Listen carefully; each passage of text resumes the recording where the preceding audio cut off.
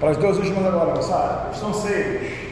Ao longo do século XX, a taxa da variação da população no Brasil sempre foi positiva, crescimento. Essa taxa leva em consideração os números de nascimento, o número de mortes, emigrantes e imigrantes por unidade de tempo.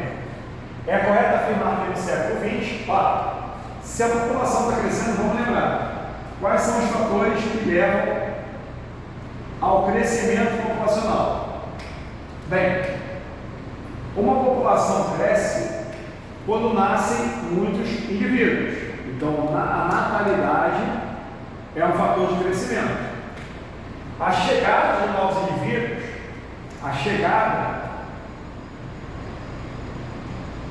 é a imigração, chegada de novos seres, a imigração também faz a população crescer. Imigrantes quem chega, que faz a população diminuir.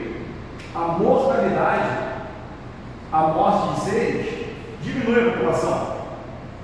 E também quando os seres vão embora daquele ambiente.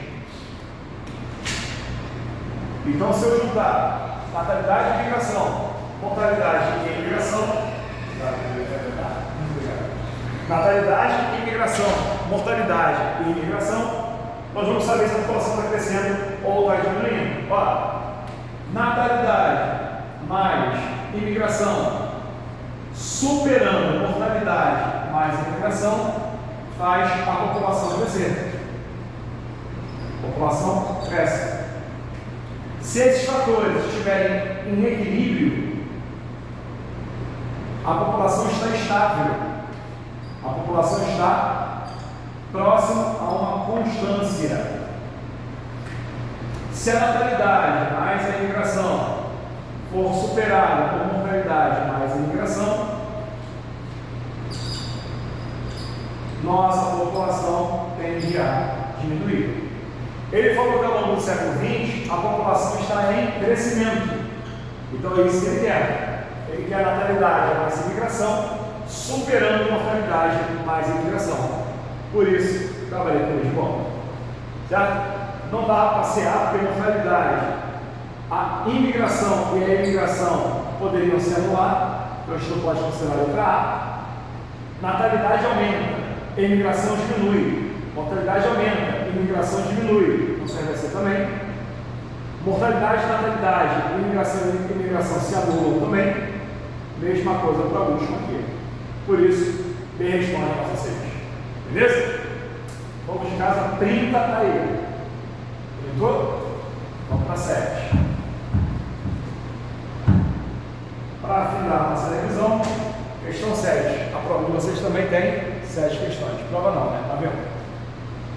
7, vamos lá. O Brasil foi o primeiro país a usar álcool em larga escala como combustível de automóvel. Hoje, a indústria automobilística produz e equipa automóveis com motores que funcionam tanto a gasolina quanto a álcool, ou ainda a mistura dos dois.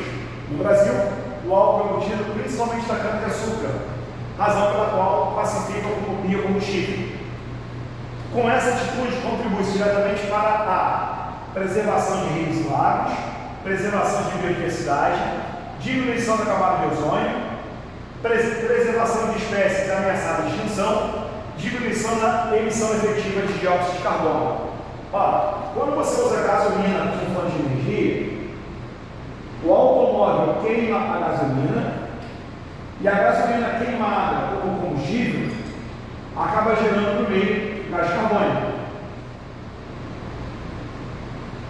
Então a queima de petróleo ou de variantes dele aumenta gás carbônico no meio, dióxido de carbono. Só que se você usar o etanol, a queima dele gera que gás? Também gera gás carbônico. Então a combustão do etanol gera gás carbônico no meio também. Não era para diminuir o gás carbônico? Diretamente não. Porém, esse etanol é fabricado a partir da cana-de-açúcar. E a cana é um vegetal. A cana, para produzir etanol, precisa absorver gás carbônico no meio para fazer a fotossíntese dela.